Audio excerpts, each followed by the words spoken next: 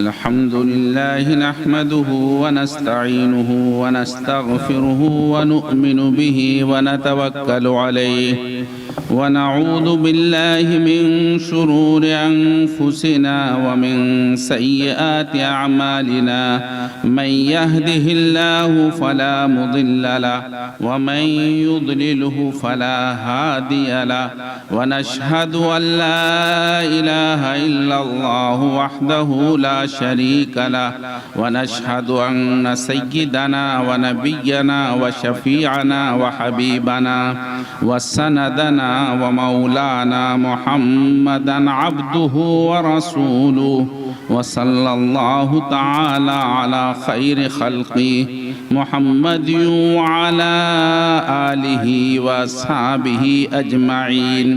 أما بعد، فأعوذ بالله من الشيطان الرجيم. بسم الله الرحمن الرحيم. قل إن كنتم تحبون الله فاتبعوني يحببكم الله ويغفر لكم ذنوبكم والله غفور رحيم. سبحان ربك رب العزة عما يصفون وسلام على المرسلين والحمد لله رب العالمين. اللهم صل على سيدنا محمد وعلى آل سيدنا محمد وبارك وسلم. اللهم صل على سيدنا محمد وعلى آل سيدنا محمد وبارك وسلم. اللهم صل على سيدنا محمد وعلى آل سيدنا محمد وبارك وسلم.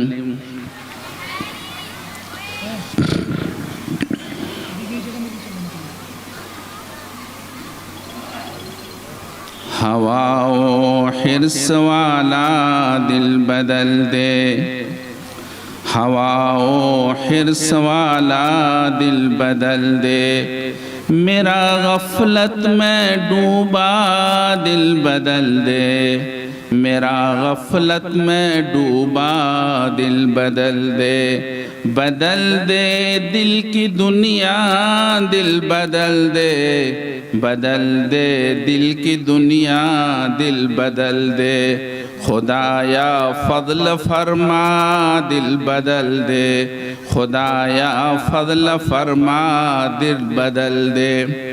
گنہگاری میں کب تک عمر کاٹوں، بدل دے میرا رستہ دل بدل دے، بدل دے میرا رستہ دل بدل دے، ہوا و حرص والا دل بدل دے، میرا غفلت میں ڈوبا دل بدل دے.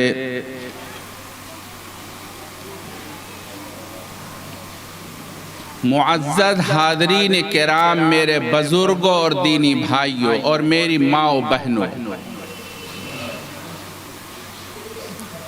آپ نے صبح سے علماء کرام کے انتہائی قیمتی اور مفید بیانات سنے ہیں. عمل کرنے کے لیے تھوڑا بھی بہت ہوتا ہے. آپ علیہ السلام کے سامنے ایک صحابی آتے ہیں اور عرض کرتے ہیں، یا رسول اللہ اذنی و اوجز، اے رسول اللہ صلی اللہ علیہ وسلم آپ مجھے نصیحت فرمائیے اور مختصر نصیحت فرمائیے. اذنی و اوجز، آپ علیہ السلام حکیم ہیں، آپ علیہ السلام لوگوں کے حالات کو سامنے رکھ کر بات کرتے ہیں. جس کو جس چیز کی ضرورت ہے آپ وہی بتاتے ہیں. آپ علیہ السلام بہت لمبی بات کرنے کے عادی نہیں تھے اور نہ لمبی بات کرتے تھے. لمبی بات کرنے کے بعد نقصان ہوتا ہے. نقصان یہ ہوتا ہے 50 باتیں ہوئی، کچھ بات یاد رہی، کچھ بھول گئے. نتیجہ یہ ہے کہ اس کے ذہن میں اور اس کے پلے میں کچھ نہیں رہتا. اس لیے آپ علیہ السلام مختصر بات کیا کرتے تھے.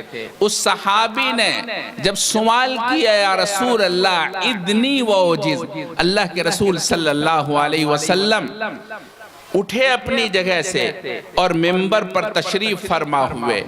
علماء کا کرسی پر بیٹھنا یہ آپ علیہ السلام کی سنت سے ثابت ہے. آپ علیہ السلام اپنی جگہ سے اٹھ کر منبر پر تشریف فرما ہوئے اور فرمایا، املک علیک لسانک. بس آپ علیہ السلام کی تقریر میں سب سے چھوٹی اور مختصر تقریر یہ ہے. آپ علیہ السلام نے فرمایا، املک علیک لسانک، اپنی زبان کو کنٹرول میں کرو.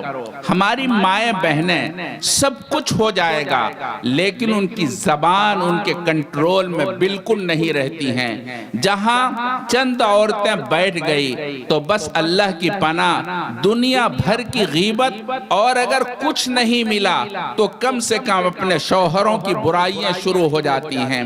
یہ ہماری ماں ماؤں بہنوں کے اندر یہ مرد ہوتا ہے۔ میں بہت ادب کے ساتھ درخواست کروں گا، آپ علیہ السلام نے فرمایا اگر تم ایک چیز کی مجھے ضمانت دے دو، اللہ کے رسول فرماتے ہیں میں تمہارے لیے جنت کی ضمانت لیتا ہوں۔ آپ نے فرمایا اپنی زبان کو تم قابو میں کر لو، اپنی زبان کی ضمانت تم لے لو، میں تمہارے لیے جنت کی ضمانت لیتا ہوں۔ آپ علیہ السلام نے یہ فرمایا۔ میں عرض اصل یہ کر رہا تھا، مجھے بات بہت لمبی نہیں کرنی ہے، ٹائم بھی نہیں ہے اور بات مجھے مختصر کرنی ہے۔ آپ علیہ السلام نے یہ فرمایا کہ مختصر بات کیا کرو۔ آپ علیہ السلام کے سامنے اللہ کے رسول کے ایک صحابی نے سوال کیا تو آپ نے کھڑے ہو کر کے یہ بات فرمائی، اذنی و اوجز کے بعد املک علیک لسانک۔ میں بات یہ کرنا چاہ رہا تھا کہ اصل ہم نے قرآن کریم کی ایک آیت تلاوت کی ہے۔ اللہ تعالیٰ نے قرآن میں فرمایا ان کنتم تحبون اللہ فاتبعونی، صرف ایک لفظ میں بولنا چاہتا ہوں۔ اللہ تعالیٰ نے فرمایا فاتبعونی۔ اللہ تعالیٰ اپنے حبیب محمد الرسول اللہ صلی اللہ علیہ وسلم کو یہ حکم فرماتے ہیں اگر تم یہ چاہتے ہو اللہ تم سے پیار کر لے، اللہ تم سے محبت کرنے لگے، اللہ تمہیں اپنی چاہت دے دے، تم سے اللہ راضی ہو جائے، اللہ کے رسول سے کہتے محمد کہو میرے بندوں سے میری پیروی کرو، فاتبعونی، میری پیروی کرو۔ پیروی نام ہے جناب رسول اللہ صلی اللہ علیہ وسلم کے قول کو اپنانے کا، اللہ کے رسول صلی اللہ علیہ وسلم کے فعل کو اپنے فعل میں جگہ دینے کا، آپ علیہ السلام کے طریقے کو اپنے چال ڈھال کے اندر طریقے کو اپنانے کا نام اتباع سنت ہے۔ آپ علیہ السلام کے طریقے کو اگر آپ اپنا لیتے ہیں، آپ کے قول کو اپناتے ہیں، آپ کے فعل کو اپناتے ہیں، آپ کے کرنے کو اپناتے ہیں، آپ کے احوال کو اپناتے ہیں، یہی مطلب ہے اللہ تعالیٰ کے فرمانے کا فاتبعونی، آپ میری پیروی کر لو۔ اگر آپ صلی اللہ علیہ وسلم یہ امت سے فرما رہے ہیں میری پیروی کرو، اگر تم یہ چاہتے ہو اللہ تم سے پیار کرنے لگیں، اللہ تم سے محبت کرنے لگیں اور اللہ تعالیٰ سے تم پیار کرنے لگو تو اللہ کے رسول کہتے ہیں اللہ کے رسول کی پیروی کرو۔ اللہ تعالیٰ نے قرآن کریم کے اندر دوسری جگہ ارشاد فرمایا وَمَا آتَاكُمُ الرَّسُولُ فَخُذُوهُ وَمَا نَهَاكُمْ عَنْهُ فَانْتَهُوا۔ صحابیات اللہ کے رسول کے زمانے کے اندر اللہ کے رسول صلی اللہ علیہ وسلم کے فرمانے کے بعد اس سے ایک انچ آگے نہیں بڑھتی تھی۔ اللہ کے رسول کے فرمانے کے بعد بس ختم ہو جاتا مسئلہ، اللہ کے رسول کا ارشاد سامنے آتا، اللہ کے رسول کے ماننے والی صحابیات ایمان سے متصف عورتیں فوری طور پر اللہ کے رسول کے ارشاد کے سامنے اپنے آپ کو جھکا دیتی تھیں۔ ایک واقعہ بخاری کے اندر نقل کیا ہے، حضرت سعد اسود رضی اللہ تعالیٰ عنہ کا واقعہ ہے، عجیب و غریب واقعہ ہے، آپ غور سے سنیے، خاص طور پر ہماری مائیں و بہنیں اور ہمارے بزرگوار غور سے سنیے۔ حضرت سعد اسود رضی اللہ تعالیٰ عنہ بہت پکے سچے ایمان والے صحابی ہیں، مگر دیکھنے کے اعتبار سے صورت کے اعتبار سے اچھے نہیں تھے۔ صورت تو اللہ کی بنائی ہوئی ہوتی ہے، اس صورت میں نہ کسی کو تغیر کرنے کا حق ہوتا ہے نہ وہ کر سکتا ہے۔ وہ صحابی مدینے میں آنے کے بعد مختلف لوگوں کے پاس اپنے نکاح کا پیغام بھیجتے ہیں، مگر ان کے نکاح کے پیغام کو کوئی منظور نہیں کرتا۔ ایک دن اللہ کے رسول کی مجلس کے اندر وہ صحابی اس طرح کہنے لگتے ہیں یا رسول اللہ کیا یہ میری کالی کلوٹی صورت مجھے جنت میں جانے سے روک دے گی؟ عجیب عجیب انداز سے وہ سوال کرتے ہیں، کہتے ہیں یا رسول اللہ یہ میری کالی کلوٹی صورت کیا مجھے جنت میں جانے سے روک دے گی؟ آپ علیہ السلام اس سوال کے منشے کو سمجھ جاتے ہیں، آپ سر نیچے کر لیتے ہیں اور آپ کی آنکھوں میں آنسو جاری ہو جاتے ہیں۔ وہ صحابی یہ سوال کرتے ہیں، یا رسول اللہ کیا میری کالی کلوٹی صورت مجھے جنت میں جانے سے روک دے گی؟ اللہ کے رسول صلی اللہ علیہ وسلم فرماتے ہیں، سعد اگر تم پکے سچے ایمان کے ساتھ متصف ہو اور پکے سچے ایمان والے ہو، تمہیں جنت میں جانے سے کوئی روک نہیں سکتا۔ اگر تم نے خلوص دل کے ساتھ لا الہ الا اللہ پڑھا ہے تو تمہیں جنت میں جانے سے کوئی نہیں روک سکتا۔ وہ صحابی کھڑے ہوتے ہیں اور عجیب محبت کی زبان کے اندر، بھری محفل کے اندر اللہ کے رسول صلی اللہ علیہ وسلم کے سامنے کلمہ طیبہ کی اقرار کرتے ہیں اور کھڑے ہو کر عجیب محبت کے انداز میں کہتے ہیں، لا الہ الا اللہ محمد رسول اللہ۔ عجیب محبت کے انداز میں یہ کہتے ہیں اور وہ زبان سے اقرار کر رہے ہیں۔ نبی کریم صلی اللہ علیہ وسلم کی آنکھوں میں آنسو ہیں۔ اس کے بعد آپ علیہ السلام سے وہ صحابی یہ کہتے ہیں، یا رسول اللہ میں نے اپنے نکاح کا پیغام تمام لوگوں کے گھروں میں بھیجا ہے، مدینے کے رہنے والے تمام لوگوں کے گھروں میں بھیجا، مگر میرے نکاح کے پیغام کو کسی نے منظور نہیں کیا۔ آپ علیہ السلام سر نیچے کر کے، آپ کی آنکھوں میں آنسو ہیں، تھوڑی دیر کے بعد سر اٹھاتے ہیں اور کہتے، سعد جاؤ، میں نے تمہارا نکاح مدینے کی سب سے زیادہ پکی سچی ایمان والی لڑکی فاطمہ بنت عمر بن وہب ثقفی ہے، وہ سب سے پکی سچی ایمان والی اور سب سے زیادہ سمجھدار اور سب سے زیادہ پڑھی لکھی فاطمہ کے ساتھ جاؤ، میں نے تمہارا نکاح کر دیا۔ حضرت سعد اسی وقت اللہ کے رسول کی مجلس سے اٹھ کھڑے ہوتے ہیں اور سیدھا عمر بن وہب ثقفی کے گھر پہنچتے ہیں اور گھر پہنچنے کے بعد دستک دیتے ہیں۔ دستک دینے کے بعد فوراً عمر بن وہب ثقفی باہر آتے ہیں اور کہتے ہیں، کیا بات ہے؟ صحابی کے ایمان کو، اللہ کے رسول سے محبت کو آپ تصور نہیں کر سکتے۔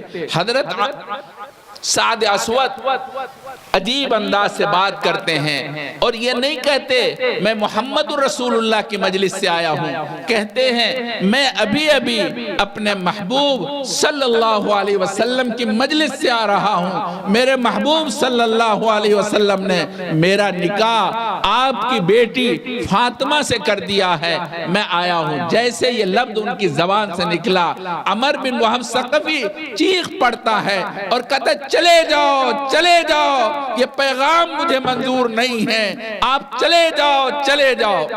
جب یہ لفظ وہ پکار رہا تھا، چیخ چیخ کر کے کہہ رہا تھا، بڈا کے لوگوں غور سے سنو، آج ہمارا حال کچھ ایسا ہی ہے، ہم اپنے دل کے اندر ایمان کا دعویٰ کرتے ہیں مگر ہمارا عمل سنت کا مخالف ہے۔ اللہ کے رسول کی سنت ہماری شادی، ہمارے بیاہ کے موقع پر، تقریبات کے موقع پر اللہ کی سنت چیخ چیخ کر پکار پکار کر کہتی ہے۔ اللہ کی سنت اسی صحن کے اندر دم توڑ رہی ہوتی ہے جبکہ ہم سب کو راضی کرنے کی کوشش کرتے ہیں، ماں کو، بہن کو، پھوپھی کو، خالہ کو، خالو کو، پھوپھا کو، سب کو راضی کرنے کی کوشش کرتے ہیں، مگر اسی وقت سنت کا جنازہ نکل رہا ہوتا ہے اور یہ سنت کے جنازہ نکالنے والے ہماری مائیں اور بہنیں ہوتی ہیں۔ سب سے زیادہ ان کے یہاں اپنے رسم و رواج پر مداومت ہوتی ہے اور سب سے زیادہ اس کا اصرار ہوتا ہے کہ ہمارے اندر جو رسم و رواج ہیں وہ ختم نہیں ہونا چاہیے اور ان پر عمل ہونا ضروری ہے۔ میں عرض کر رہا تھا، عمر بن وہب ثقفی چیخ رہا ہے، ادھر سے فاطمہ بنت عمر بن وہب ان کی لڑکی ایک چادر سر پر ڈالتی ہے اور ڈال کر کے فوراً باہر آتی ہے اور اپنے باپ سے کہتی ہے، غور سے سنو میری ماں و بہنوں، وہ کہتی ہے کہ مجھے یہ پیغام منظور ہے، مجھے پیغام منظور ہے، مجھے پیغام منظور ہے۔ اور قرآن کریم کی آیت سے استدلال کیا۔ حضرت فاطمہ بنت عامر بن وہب ثقفی فوراً قرآن کی آیت پڑھتی ہیں۔ اللہ تعالیٰ نے قرآن میں ارشاد فرمایا، وَمَا كَانَ لِمُؤْمِنٍ وَلَا مُؤْمِنَةٍ إِذَا قَضَى اللَّهُ وَرَسُولُهُ أَمْرًا أَن يَكُونَ لَهُمُ الْخِيَرَةُ۔ فاطمہ کہتی ہے اللہ اور اللہ کے رسول کا فیصلہ جب کر دے، کسی مومن مرد اور عورت کو اس بات کا اختیار نہیں رہتا کہ وہ اس فیصلے کے اندر کسی قسم کی خیانت کرے، اس فیصلے کو منظور نہ کرے۔ اللہ اور اللہ کے رسول کا فیصلہ جب آ گیا تو منظور کرنا ضروری ہے، ہماری طبیعت چاہے یا نہ چاہے، ہمارا دل مانے یا نہ مانے۔ اس لیے میں نے شروع میں چند اشعار پڑھے تھے، ہوا او ہرس والا دل بدل دے، میرا غفلت میں ڈوبا دل بدل دے، بدل دے دل کی دنیا دل بدل دے۔ یہ ساری ہماری نفسانی خواہشات ہوتی ہیں، یہ ہونا چاہیے، یہ ہونا چاہیے۔ میری ماں و بہنوں، اگر آپ کامیابی چاہتی ہیں، آپ یہ چاہتی ہیں میرے گھر کے اندر دیندار اولاد پیدا ہو، آپ یہ چاہتی ہیں ہمارے گھر کے اندر سنت کا اجالا ہو اور سنت کے اندر سارا خاندان ڈوبا ہوا ہو، میری ماں و بہنوں آپ سنت کو مضبوطی سے پکڑ لیں۔ فاطمہ بنت عامر بن وہب ثقفی نے اپنے باپ کے فیصلے کو رد کر دیا اور فوراً حضرت سعد کے ساتھ جا کے کھڑی ہو گئی اور کہا، میرے سرتاج، میرے سرتاج، اللہ نے آپ کے ساتھ میری زندگی وابستہ کر دی ہے، آپ مجھے جہاں لے کے چلنا چاہتے ہیں چلیے۔ حضرت سعد کو یہ خیال بھی نہیں تھا میری بیوی ابھی میرے ساتھ آئے گی۔ حضرت سعد کے ساتھ ان کی بیوی فاطمہ فوراً چل پڑتی ہے، نہ ان کے پاس کوئی کپڑا ہے نہ کوئی چیز ہے، فوراً وہ سعد کے ساتھ روانہ ہوتی ہے اور سعد کے گھر چلی جاتی ہے۔ ادھر سعد کا حال یہ ہے، گھر میں کھانے پینے کا کوئی سامان نہیں ہے۔ گھر جانے کے بعد ان کو یہ خیال ہوتا ہے کہ اگر میری بیوی کو یہ معلوم ہوگا میرے گھر میں کھانے کا سامان نہیں ہے، ان کو دکھ ہوگا، اس لیے اپنی بیوی کو گھر چھوڑتے ہیں اور یہ کہتے ہیں آپ مجھے اجازت دے دیں میں ابھی آتا ہوں۔ وہ فاطمہ کہتی، میرے سرتاج، اللہ نے میری زندگی آپ کے ساتھ وابستہ کر دی ہے، آپ مجھے چھوڑ کر کہیں نہیں جائیں گے۔ وہ ٹھہر جاتے ہیں، پھر تھوڑی دیر میں خیال آتا ہے، وہ پھر جانا چاہتے ہیں، پھر وہ کہتی ہیں، میرے سرتاج آپ غور سے سنیں، میری ماں و بہنوں آپ اپنی بہن فاطمہ بنت عامر بن وہب ثقفی کے انداز کو دیکھیے، ان کی زبان کو دیکھیے۔ اگر ہماری بہنیں اپنی زبان کو اس طرح سے شائستہ زبان بنا لیں، اپنے شوہر کے لیے آپ کی زبان کے اندر محبت کی باتیں ہو، محبت کا انداز ہو، تو بڑے سخت سخت دل آدمی بدل جایا کرتا ہے اور ایسی صورت کے اندر آدمی کے فیصلے بدل جاتے ہیں۔ فاطمہ اپنے شوہر سے کہتی ہے، میرے سرتاج، میرے سرتاج آپ مجھے چھوڑ کر کہیں نہیں جائیں گے۔ حضرت سعد فوراً پھر رکتے ہیں، تیسری مرتبہ پھر کھڑے ہوتے ہیں۔ اس پر فاطمہ کہتی ہیں، ارے میرے سرتاج آپ کہاں جانا چاہتے ہیں؟ آپ مجھے چھوڑ کر کس دنیا میں جانا چاہتے ہیں؟ معاملہ کیا ہے؟ اب سعد کہتے ہیں بیوی اصل بات یہ ہے میرے گھر میں کھانے کوئی سامان نہیں ہے، میں بازار سے آپ کے لیے کھانا لانا چاہتا ہوں۔ اس پر ان کی بیوی کہتی ہے آپ کیا کھائیں گے؟ اس پر سعد کہتے ہیں ابھی مجھے کھانے کی کوئی ضرورت نہیں ہے، میرا اللہ گواہ ہے میرا روزہ ہے، اس وجہ سے مجھے کھانے کی ضرورت نہیں ہے۔ فاطمہ کہتی ہے اللہ کی قسم کھا کر کہتی ہوں میرا بھی روزہ ہے، مجھے کھانے کی ضرورت نہیں ہے، لہذا آپ مجھے چھوڑ کر کہیں نہیں جائیں گے۔ پھر فاطمہ پوچھتی ہے شام کو آپ افطار کیسے کریں گے؟ جاتے ہیں، ایک کٹورے کے اندر روٹی کا سوکھا ٹکڑا پانی میں بھگو رکھا ہے، وہ لا کر حضرت سعد کہتے ہیں یہ میرے شام کا افطار ہے، میں اس سے شام کو افطار کر لوں گا۔ فاطمہ کہتی ہے میں بھی آپ کے ساتھ اسی سے افطار کروں گی اور آپ مجھے چھوڑ کر کہیں نہیں جائیں گے۔ حضرت فاطمہ مجھے کہنا یہ ہے میری ماں و بہنوں، اگر اللہ کے رسول کی سنت کا آپ اہتمام کر لیں، آپ علیہ السلام کی سنت کو اپنا لیں، اپنی زندگی میں بسا لیں، یقین مانیے آپ کے گھر سے جنید بغدادی پیدا ہو سکتے ہیں، آپ کی گود کے اندر بایزید بستامی پیدا ہو سکتے ہیں، آپ کی گود سے بڑے بڑے اولیاء جنم لے سکتے ہیں، آپ کی گود سے حضرت عمر بن عبدالعزیز کے 11 بیٹے والے اوصاف پیدا ہو سکتے ہیں۔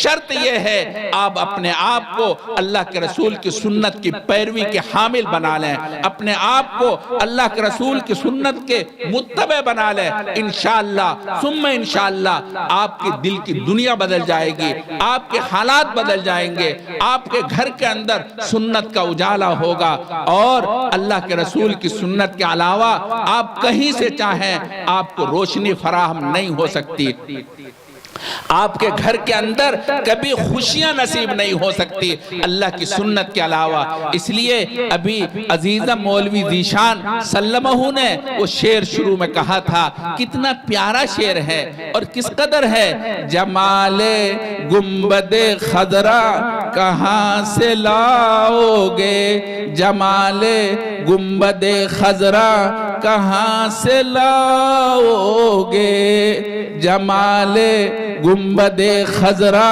کہاں سے لاؤ گے، نبی سے ہٹ کر اجالا کہاں سے لاؤ گے۔ نبی سے ہٹ کر اجالا آپ کی زندگی میں کہیں سے نہیں آ سکتا۔ اگر آپ یہ چاہتے ہیں آپ کی زندگی روشن تابناک ہو جائے، آپ کی اولاد آپ کے مطیع و فرما بردار ہو جائے، میں کہا کرتا ہوں مرد پڑھا عورت پڑھا، مرد پڑھا فرد پڑھا، عورت پڑھا خاندان پڑھا۔ اگر ہماری بیوی، ہماری مائیں، ہماری بہنیں اگر صحیح ہو جائیں پورا خاندان صحیح ہو جائے گا اور پورے خاندان کے اندر دین کا اجالا ہو جائے گا، تمام پریشانیوں سے گھر محفوظ ہو جائے گا۔ اگر ہماری مائیں بہنیں سنت کی گرویدہ بن جائیں، سنت کے متبع اور پیروکار بن جائیں۔ مجھے بتایا مفتی عبدالحادی صاحب نے کہ ہم نے یہاں عورتوں کے ایک نظام شروع کیا ہے، میں مبارکباد دیتا ہوں مفتی عبدالحادی صاحب کو، انہوں نے عورتوں کے لیے نظام شروع کیا ہے۔ اللہ کرے کہ اس ادارے کے ذریعے سے گھر گھر سنت کا اجالا ہو جائے اور گھر گھر سنت کے اندر سنت کی روشنی پھیل جائے اور بڈا کے مائیں بہنیں خوب سنت سے فائدہ اٹھانے والی بن جائے۔ چونکہ ٹائم نہیں ہے، اللہ تعالی ہم سب کو عمل کی توفیق نصیب فرمائے۔ وآخر دعوانا ان الحمدللہ رب العالمین۔